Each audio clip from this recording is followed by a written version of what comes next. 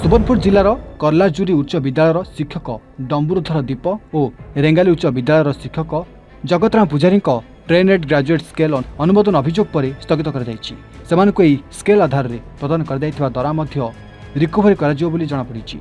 अभियोग उपर त्वरित तदंत एवं कार्यानुष्ठान देखा वर्तमान सरकार अभियोग गुड़िक गुरुतर सह नेउचंती।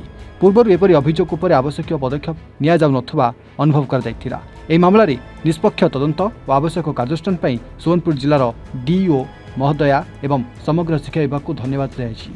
सरकारी व्यवस्था स्वच्छता और जवाबदेहिता प्रतिष्ठा एपरी पदक्षेप निश्चित भाव स्वागत योग्य।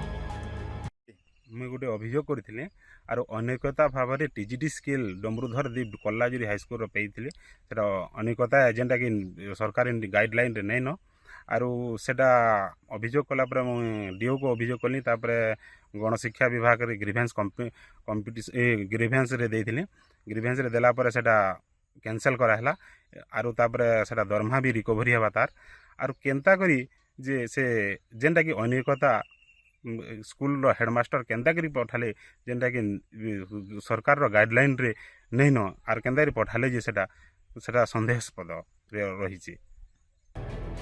सुवर्णपुर जिलूर देवानंद वेंडली को रिपोर्ट, एवन ओडिशा।